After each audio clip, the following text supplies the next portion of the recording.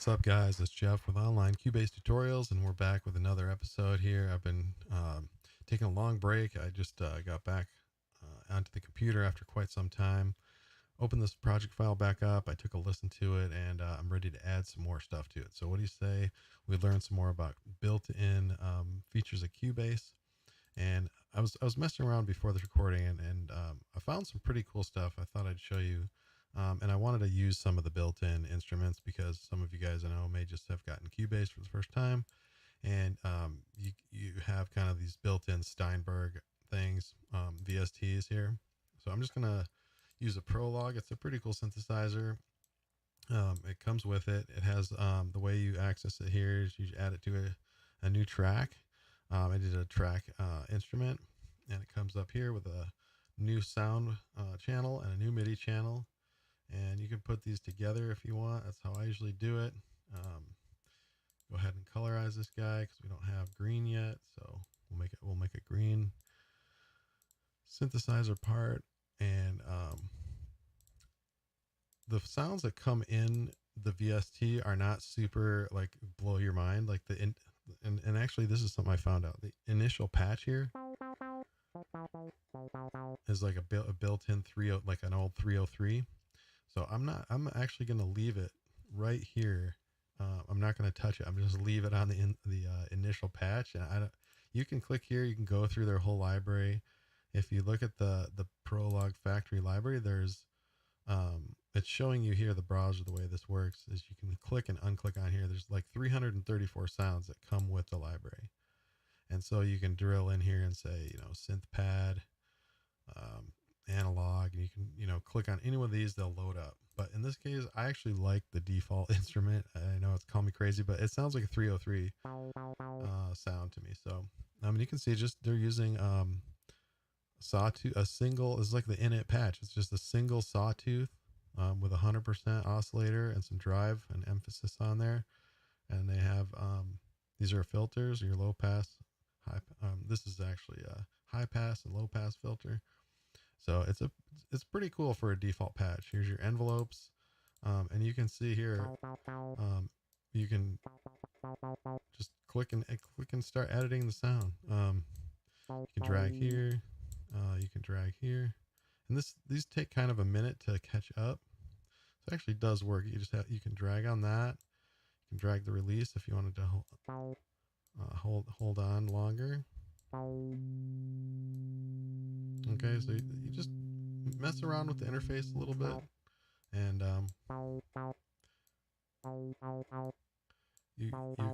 you'll be surprised what you can make with the built-in single oscillator is typically all that's needed for a lot of electronic dance music. So I'm just gonna leave it like that, and you can see. So we could go on our MIDI channel for the Prologue. Make it a little bigger if you want. You can see the record button there, and I'm going to just come out here in the middle of my main drop where all the instruments come together, and just give that a play.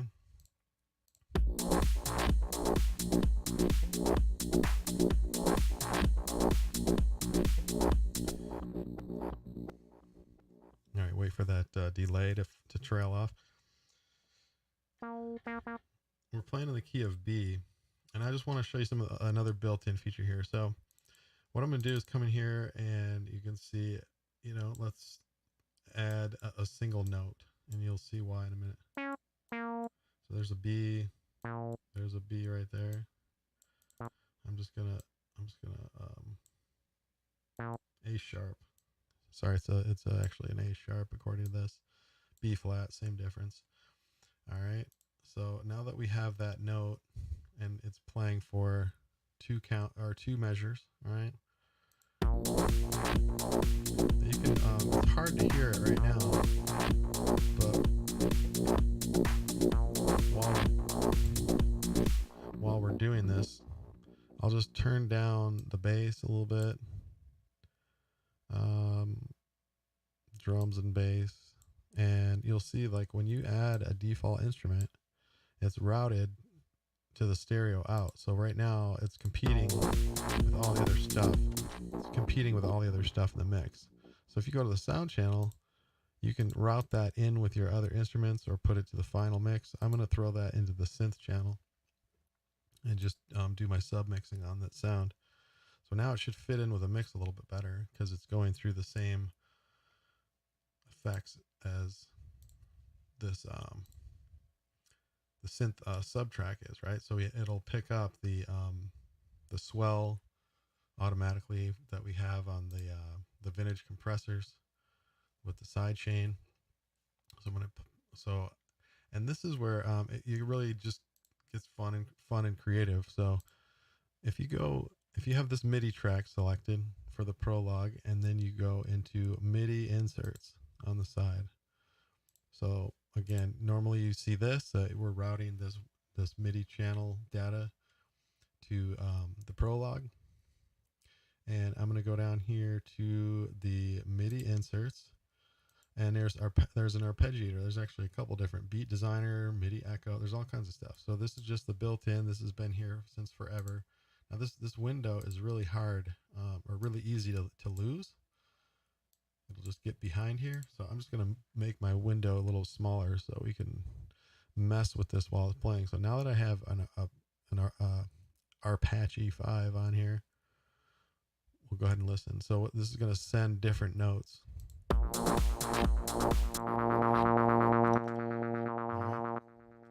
So it's going through the delay. So, and that's in the sound channel. So I'm actually going to turn that off. I'm going to I'm going to go and bypass all that stuff and just go direct to the final channel. And then I'm going to turn this down so it's not so loud. So F3 shows and hides the mixer. So just F3 that guy. All right, and now you can hear the play order. This is just doing 16th notes. If I change the length, all right, you can the key range 12. This is how many notes in your range it's going to play. And right now I only have one note in the range. So this is kind of like the old school basic arpeggiator. If you want it to play a bigger range or a different pattern, you have to actually add another note. So this is an A sharp 1. I'm going to add an A sharp. I'm going to add an A sharp 2, an octave up. Okay, now you can hear what the play order does on normal length, 16th. You put this to 8th and make the notes a little longer. Okay, now let me turn this back, the rest of the instruments back on. I'll do a little mixing so we can hear it.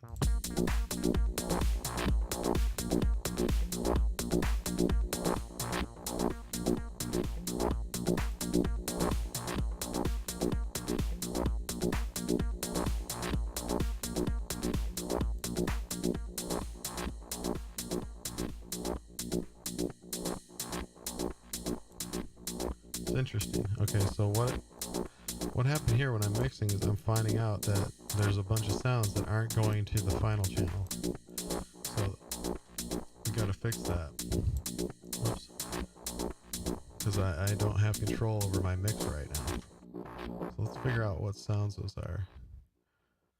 I think it was if we mute or solo the hat open, or one of these other percussions that we added here. It's one of these. I think it's the ride.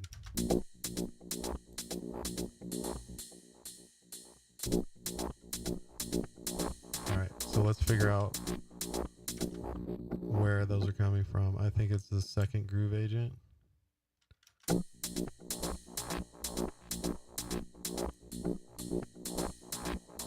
Let's do a little bit better job of mixing this in here.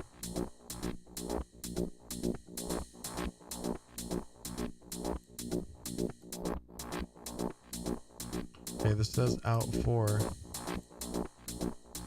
where's that going?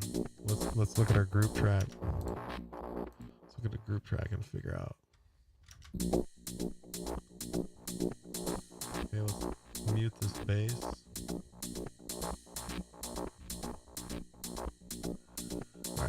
going on. So this is like troubleshooting that sometimes you got to do it. So notice I had this collapse, okay, and I have an audio version and a MIDI version of this same thing. So I need to actually select. Actually, I'm not sure if those are the same thing. Let's solo this. Okay, and then let's solo this. So those are the same thing. It's just an audio mixed down version of this MIDI part. So before we make that mistake again, I'm going to where is it? Select all events and mute. And now I don't have to worry about the track itself being unmuted, because I don't need two copies of that same part playing. Okay, so now here's the bass audio is actually part of the retro log. There we go. So I'm gonna save those changes, just organization stuff. So now I can actually turn off or on. Basically, this turns off all the mutes or solos that I had on. So okay, now my muting is better. So where does this ride? See, this is the problem. So I have all these drums going to the drum submix, and I have all these that are going to the drums, and here this is not going to the drums. So I need to fix that, because I don't want this going direct to my stereo. Oh, I want all my drums going to the drum track. There we go. Okay, now if I save that, that gives me the ability to bring in all the drums with a single fader. And right now you can hear there's still stuff. Because the final mix is turned all the way off. I want to make sure I can control the whole entire final mix with the final fader. So we still have a bass sound coming from somewhere. Bass audio is going to the bass. Let's check and see. Maybe the bass needs to go to the final as well. So that's actually you can get to it from here too. If I go to the bass channel, you can edit. See, okay, that's going to the final. That's the output of that channel. See? So you can still hear that synth, whatever it is. It must be on the synth channel. So what's this?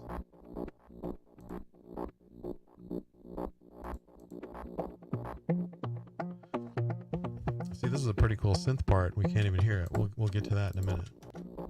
So let's mute that. Let's mute the Prologue. Is it this bass audio? No, I don't think so. Let's mute that. When we still have, okay, it is this bass audio. So what it is the it's the delay is going to stereo out instead of final. So you're hearing the synth get muted, but the delay was still playing back. Let's see if we got it now. Okay, so now when we play back, we're getting no audio, which is what we want for just a minute, until we see the whole mix is going to the final bus before it goes to the stereo output. And that's what we want in order to be able to put, our final limiter, our final mastering compressor we can throw on here at the end. But for right now, just the limiter is fine. We'll put this back up. And now that we have these mixing issues fixed, I'm just going to save. And now we can get back to messing around with this arpeggiator. Okay, so again, you can hear now just playing eighth notes. It's actually 16th notes with a step size of 1/8. It's going down, down, up, up. That's basically it. And again, it's using the notes in MIDI. So if I were to move one of those notes, you can see this pattern just tells it if I first want to play the low note, then the high note. Now if I make the key range less than 12, then it's only going to do the notes in the first 6. So if I come up here with a 5th,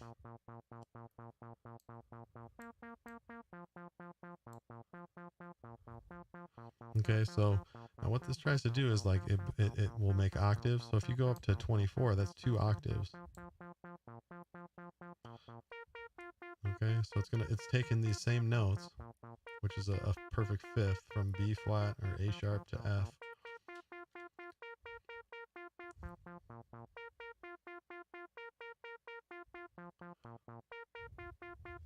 So you can get different patterns automatically. Now usually for trance, I usually use 16th notes and a length of either a dotted 32nd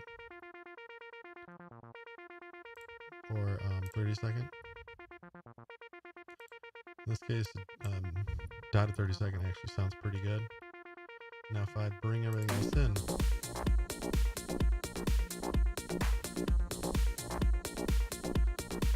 okay, let's go down and up.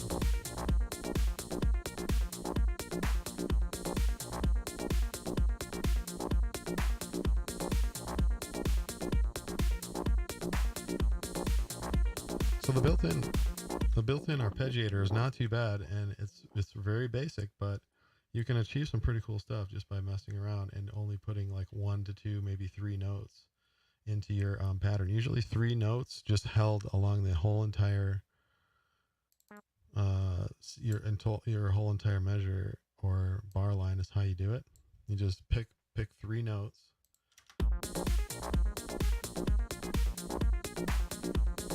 And you can mess around with it while it's playing.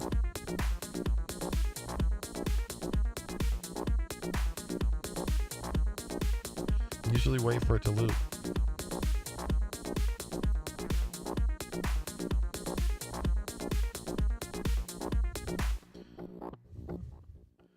So again, it's cool, like if you want to hear this without the bass.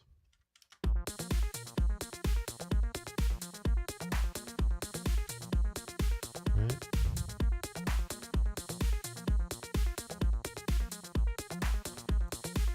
Now this user is really confusing. You're basically telling it what notes it can play.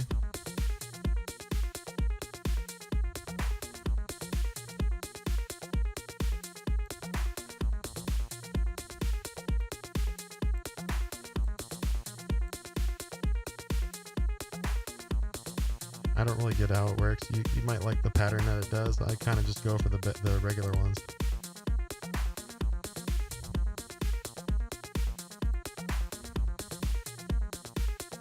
I kind of like that one. Okay, so there's that, and then if we'll put that aside for a minute, and I'll show you just one other cool thing that's built into Cubase. Is you can come in here, and I'll just turn this off for now because we have that saved. There's a different arpeggiator as well, where you can like drop a whole MIDI sequence in here. You can span this open and do a sequence, and it just says drop MIDI sequence. So my guess is the way that will work is you come in here and you can just use the pencil and just take this for one measure. I'm going to drag and then pull down, make this bigger so I can see it. Okay, so what's interesting is it's kind of still playing that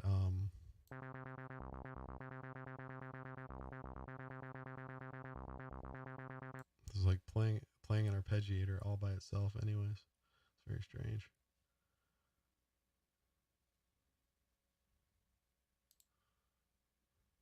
Because I have this turned off. Oh, it's playing this default Arpache SX patch. So this has all the same kind of stuff. It has a little bit more functions in the basic ones.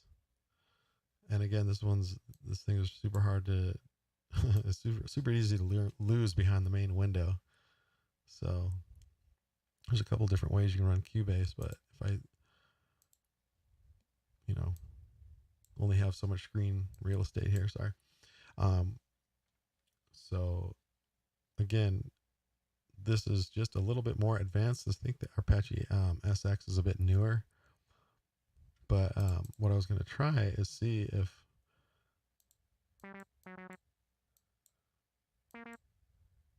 I'm going to see if it'll load this patch.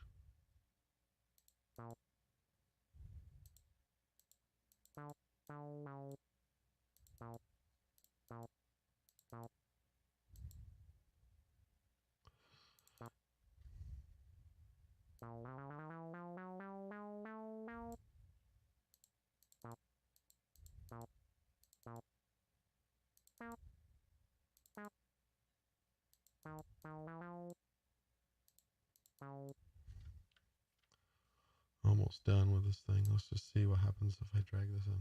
I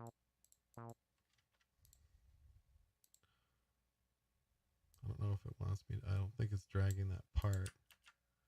I think what they want is maybe something from the pool window.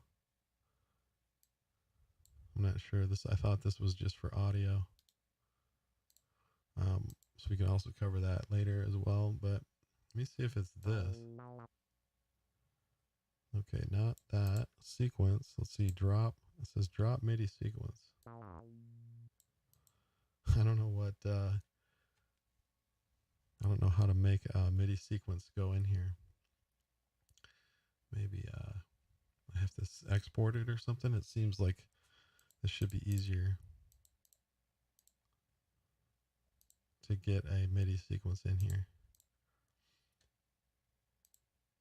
Maybe if I, maybe there's a way to copy it.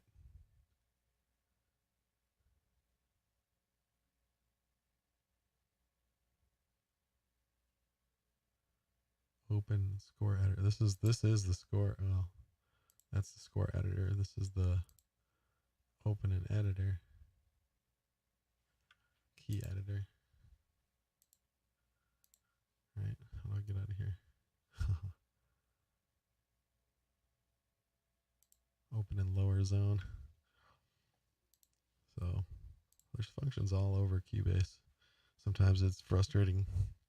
You just spend a few minutes just something like this. It seems like it should be easy. I don't know why they don't treat this as a MIDI sequence or any way to copy it. If I select all and copy, I hit Control V. It's not pasting in there. It says drop MIDI sequence. So I don't know why they make it so confusing. But anyways, the classic arpeggiators in here are just a little bit better, I think, than the Arp5. Easier to control a little bit. You remember in this part here we only have let's see. Still going to go back to 30-second dotted. Here transpose I have off.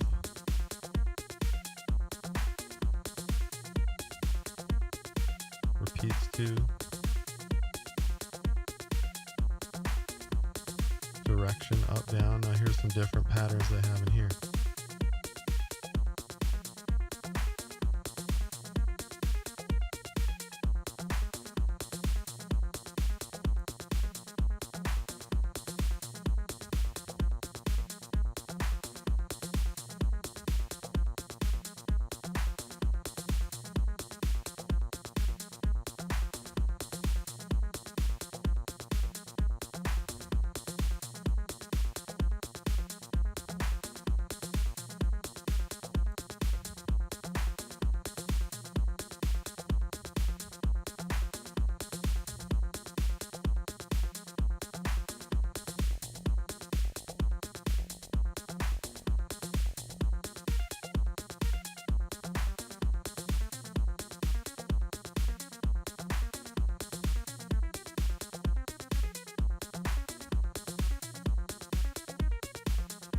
So the way this works, I was just demonstrating it, but you kind of mess around with it until you get something you like. But basically, you just tell it how many repeats you want. The pitch shift is like at 12 is an octave, so depending on what notes you have here, combined with what steps you pick. You can get all sorts of different things happening. And there's also, in theory, you could drop a MIDI sequence in here, but I'll have to go on YouTube and figure out how to do that. But you could have it play your own pattern. That's the idea.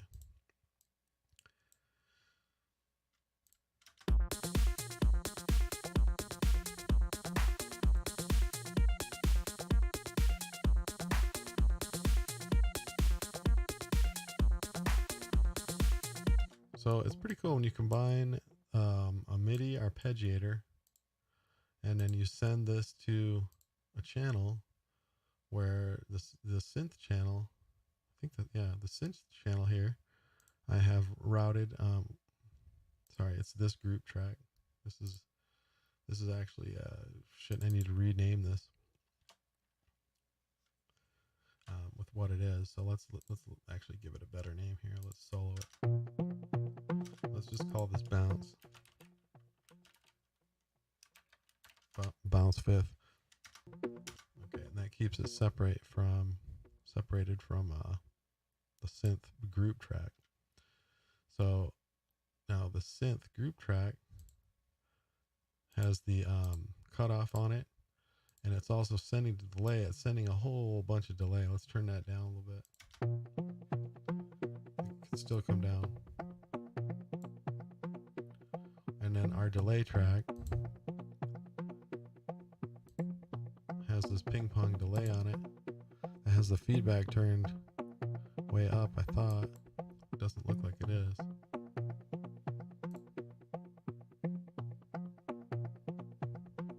That's strange.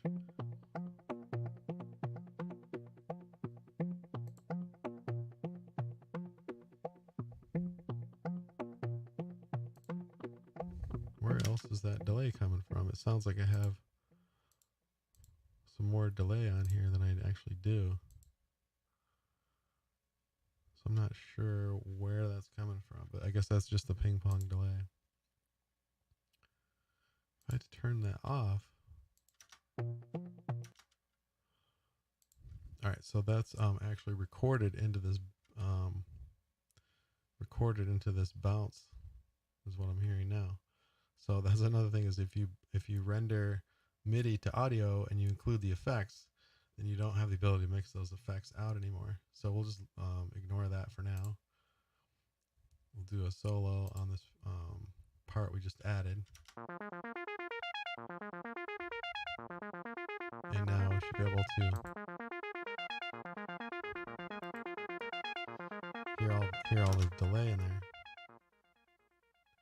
It's obviously a lot.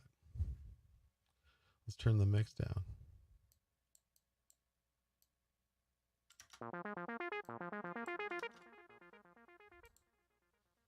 See if that sounds better.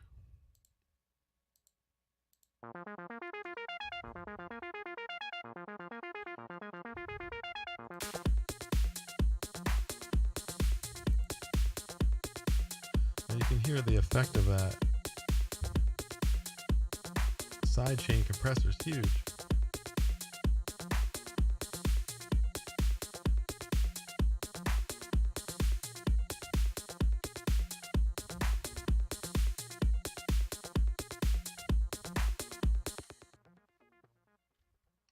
All right, so that's not bad. So that gives you an idea of how you can use those different built-in MIDI modifiers that come with Cubase. And the Prologue is actually not a terrible VST. There's a lot you can do with it, and we barely scratched the surface. We're using the init patch right now. So let's keep this part for later, the one that we wrote down by hand. Let's see if that sounds cool. Yeah, it's like a little bit different part. We'll make a copy of that. So now we have two different.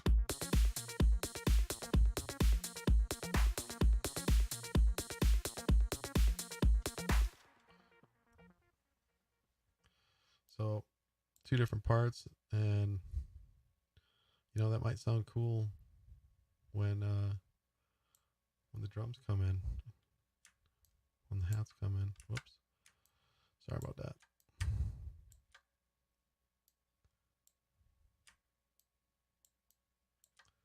All right, so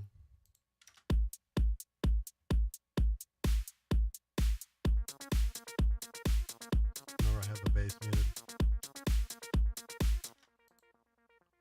Let's listen to it now.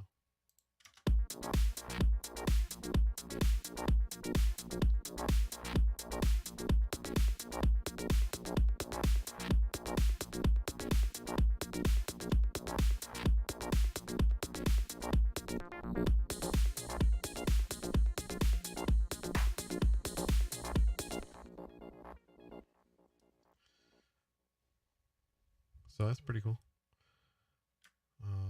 We can also copy this out here, do the same thing.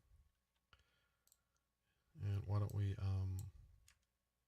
alternate between these two?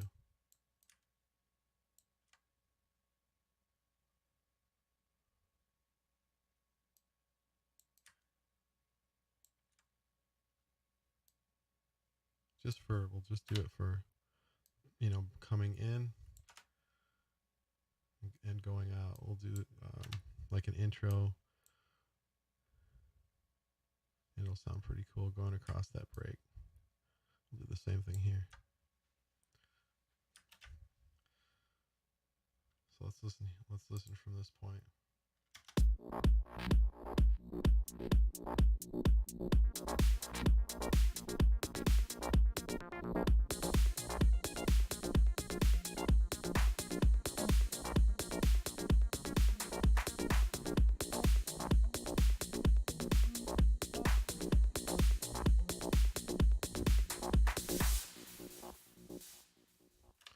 I actually don't think that sounds good there, but it sounds cool leading in here.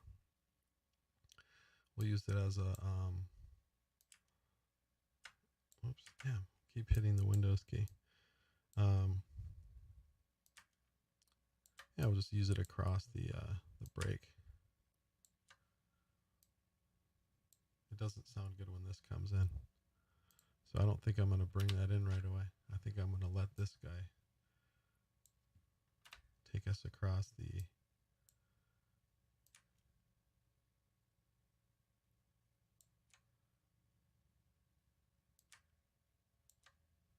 drop.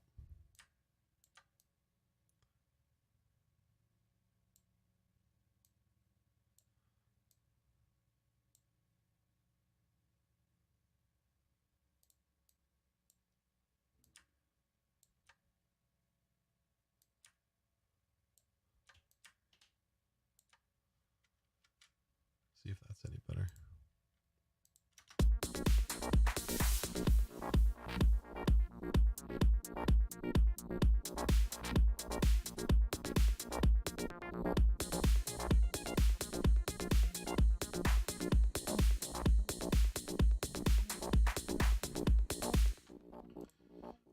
No, doesn't go with this other part at all, but it'll be cool just to take it over there.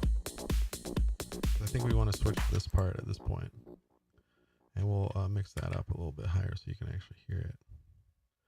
Looks like it's maximum volume, but the reason is because it wasn't recorded, it's super loud. So